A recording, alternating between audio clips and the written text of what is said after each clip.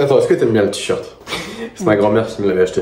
Pourquoi tu dois all-in? Je vais te raconter une petite anecdote. De février à mai 2024, je me sens comme une énorme merde. Pour diverses raisons, parce que j'étais blessé, parce que j'avais des mauvaises habitudes. Du coup, je recherchais pas mal de validation de la part des femmes et je traînais beaucoup sur TikTok. Des fois, ça m'arrivait de réinstaller TikTok parce que je postais dessus à l'ancienne.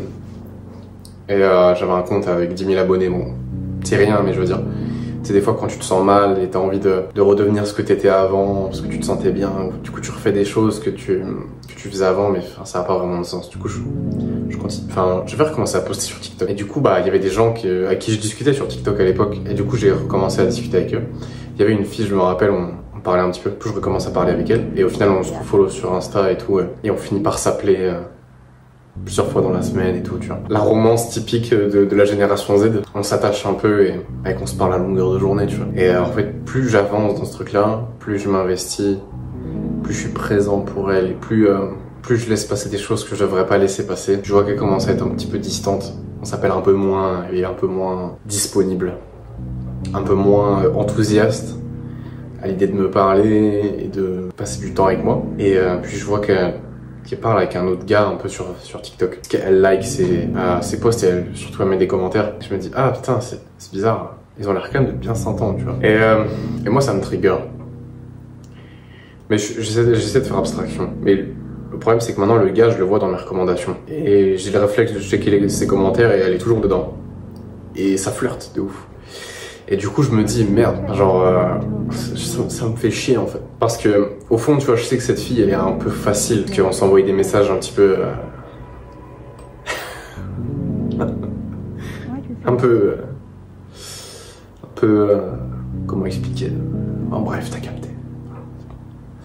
Des photos, des trucs. Enfin, moi, j'envoyais pas ce genre de choses, mais elle, oui. Et j'ai pas eu besoin de travailler de ouf non plus pour qu'elle le fasse, donc je me dis qu'elle le fait avec beaucoup de gars. Et ça me rend insécure de fou, parce que je commence à avoir des visualisations négatives en mode de elle parler à d'autres gars et tout. Mec, ça me trigger de fou, du coup je lui dis parle à un truc. Elle me lâche un oui sec, tu vois. Et en fait, maintenant, à ce moment-là, à chaque fois que je vois qu'elle met un commentaire sous le post de ce gars-là en mode un peu flirt, tu vois, je like le commentaire pour lui montrer que j'ai vu, tu vois. Et parce qu'aussi elle me disait à la même époque, oui mais non, mais je parle qu'à toi. Donc déjà je savais que c'était faux. Et le fait qu'elle me mente en me disant, qu'elle me dit non mais je parlais à aucun gars, je sais pas, je l'ai pris un peu mal en fait. Et après on a commencé à s'embrouiller vis-à-vis de ça. En vrai c'est de ma faute, mais tu vois, ça me plaisait pas quand même qu'elle fasse ça. Après en vrai elle fait ce qu'elle veut, tu vois. Du coup on s'est embrouillé. En fait mec, ça m'a tellement saoulé. Et du coup tu vas me dire c'est quoi le rapport avec le titre de la vidéo, parce que jusqu'à là je te raconte une anecdote. Je sais que la plupart des gens ils sont partis, mais c'est important que je te parle de cette anecdote, parce qu'en fait elle a été un petit peu la genèse de pourquoi j'ai commencé à poster des vidéos sur YouTube. C'est qu'en fait ça m'a cassé les couilles d'une force, mec. Je me suis dit mais fuck, mais va te faire foutre, mais plus jamais ça m'arrivera. Plus jamais ça m'arrivera. Me faire manquer de respect, genre. Parce que vraiment je le prenais comme ça, comme un manque de respect envers ma personne. Et c'est là aussi où en fait, c'est juste après ça où j'ai commencé à poster une vidéo par jour sur YouTube. Bon, c'est un mélange de plein de choses, c'est le fait que je reprenais mes bonnes habitudes, que ça m'avait cassé les couilles, qu'elle me manque de respect et que ça faisait un petit moment que je me sentais comme une merde. Et que j'avais aussi regardé des vidéos sur pourquoi poster une vidéo par jour sur YouTube. Et c'est ça qui m'a fait all-in sur YouTube en fait. C'est ça qui m'a fait passer énormément de temps dessus. En fait, c'est un cocktail, c'est un mélange de tout ça. Mais vraiment, le déclic, la goutte de trop, le truc qui a fait déborder le vase, c'était l'histoire avec cette meuf. Mais pourquoi tu dois all-in? En vrai, tu vois, je parle avec beaucoup de gars en ce moment et je trouve qu'il y a quand même beaucoup de gars qui ont plein d'objectifs, qui veulent faire plein de choses, qui veulent améliorer leurs compétences sociales, qui veulent lancer leur business, développer leur physique, lire tous les jours, avoir des bonnes habitudes et tout. Et en vrai, c'est super. Mais tu peux pas tout faire à la fois.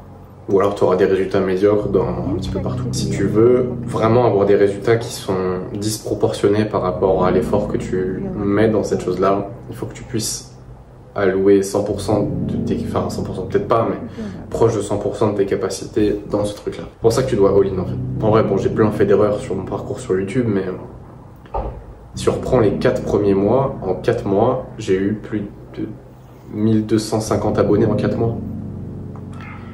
En postant des vidéos sans montage. Enfin, comme ça, dans cette thématique-là, c'est pas une croissance normale. je regarde autour de moi, c'est hyper rare. Évidemment, il y a des exceptions. Mais je dirais que je suis plus sur le côté grosse croissance que basse croissance. Alors, par contre, si on reprend par exemple les 3 derniers mois, même les 5 derniers mois, là par exemple, j'ai pas beaucoup eu de croissance parce que je changeais de stratégie tout le temps. Mais ça, c'est un autre sujet, tu vois. Mais je veux dire, en fait, ce qui a fait que j'ai pu avoir une grosse croissance, entre guillemets.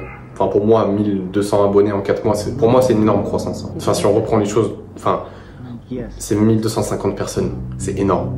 Faire un discours devant 1250 personnes, tu vas te chier dessus, vraiment. Donc, juste pour remettre les choses dans leur contexte. Enfin, non. Pour remettre l'église au centre du village. C'est plus ça que je veux dire. Et je veux dire, si tu veux avoir des résultats disproportionnés, il faut que tu puisses all-in dans ce que tu fais. Faut que tu puisses en faire une priorité. Faut que tu puisses allouer 90% de tes efforts cognitifs et physiques, enfin, dans cette chose-là. Et c'est comme ça que tu as des résultats. Parce que, encore une fois, là, je discute avec beaucoup de gars en ce moment, notamment sur mon canal WhatsApp, et même sur Instagram, des fois, parce qu'ils ont plein d'objectifs. Mais ils bossent un petit peu dans tous les sens. Et le truc, c'est que comme ils bossent dans tous les sens, enfin, ils bossent dans plein de choses, en fait, ils ont des résultats dans pas grand-chose. Parce que si tu veux... Attends, je vais juste fermer ça. Si tu veux, je trouve que avoir des résultats, c'est exponentiel. Enfin, je veux dire, pour la quantité d'efforts que tu vas mettre dans quelque chose, c'est exponentiel. Si tu mets 10% des efforts dans quelque chose, tu vas avoir 2% de résultats. Si tu mets 20% de tes efforts dans un domaine, tu vas peut-être avoir 7-8% de résultats. Tu mets 50% d'efforts, tu vas avoir 50% de résultats. Tu mets 90% d'efforts, tu vas avoir genre plusieurs milliers de pourcents de résultats. Parce que c'est exponentiel, si tu veux. Donc en fait, si tu mets 10% d'efforts partout, tu as des résultats nulle part. C'est pour ça qu'il faut que tu choisisses quelque chose. All-in dans une priorité et deviens excellent dans cette chose-là. Je pose des vidéos sur YouTube, par exemple. Je sais qu'il y a certains gars qui me regardent, qui posent des vidéos sur YouTube. Fais-en ta priorité. Jusqu'à ce que tu puisses avoir des résultats exceptionnels. Et ensuite, pour les maintenir, c'est beaucoup plus facile. Pour maintenir quelque chose, tu as besoin de mettre très peu d'efforts. Par contre, pour avoir une grosse croissance, tu dois y dédier ta vie. Et c'est ça que les gens, je pense, ils confondent un petit peu. C'est quand on regarde les gens qui ont énormément de succès dans tous les domaines, on a l'impression qu'ils ont tout construit en même temps, mais en fait, non. Ils ont construit une chose après l'autre. D'abord, ils ont construit peut-être le physique. Ensuite, ils ont construit le business, ensuite les relations. Ou inversement, d'abord ça a été le business, puis ensuite ça a été le physique, puis les relations. Ça n'a pas été tout en même temps. Et tu peux pas tout avoir en même temps. C'est pour ça que tu dois all-in dans quelque chose de très précis. Et si jamais tu es perdu dans ta vie, je pense que tu pourrais all-in sur le sport, sur le physique, parce que ça va être un élément fondateur du reste de ta vie. La dernière fois, là, je parlais à un gars il y a quelques jours qui me disait « Ouais, moi j'ai la chaîne YouTube, les compétences sociales, j'ai mes... Voilà, je tiens les bonnes habitudes. Je suis en mode full sport. » Mais le mec, en fait, il fait tout, tu vois. Il fait tout à la fois. Enfin, il met la priorité sur tout. En soi, je sais que ce gars-là, enfin, t'auras beau lui donner le conseil, il va jamais l'écouter. Enfin, les gens, s'ils vont pas intentionnellement chercher pour une réponse, ils vont pas accepter ta réponse. Si les gens veulent pas être aidés, ils progresseront pas. Donc en fait, ça sert à rien que je lui donne les conseils. Bon, même si je les ai quand même donnés, il les a pas écoutés et il les écoutera pas. Et c'est dommage. Mais si jamais tu tombes sur cette vidéo, aie une priorité et donne 90% de ton temps, ton énergie, de ton argent là-dedans. C'est comme ça que tu auras des résultats. Et pas le reste. Alors oui, t'es jeune, mais c'est pas une raison. Et si aujourd'hui c'est ton cas encore, là, toi qui regardes cette vidéo, aie une priorité. Donne-toi à fond dans un seul truc. Alors, ça t'empêche pas de faire d'autres choses à côté, je veux dire. Mais quand tu all-in, quand t'as une priorité, ça veut dire que tu dois faire des compromis, ça veut dire que tu dois faire des sacrifices. Ça veut dire que quand j'ai lancé cette chaîne YouTube, c'était ma priorité, et tout ce qui ne l'était pas, ça sautait à la trappe. Par contre, quand j'avais du temps, oui, je pouvais faire autre chose. Pour donner un exemple, j'avais le choix entre partir me promener avec mes parents, faire une randonnée, ou enregistrer 3 vidéos, je me rappelle très bien. Parce que mes parents étaient un petit peu déçus. Et ma priorité, c'était pas d'aller faire la randonnée, j'avais des vidéos à tourner, et j'ai dû choisir ça. Mais tu vois, si je l'avais pas fait, et si j'avais vraiment ce mindset de tout faire en même temps, bah j'aurais jamais eu de résultat vraiment nulle part.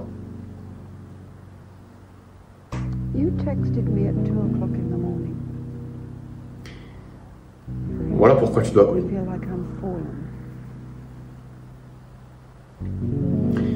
Passe une bonne journée, mec.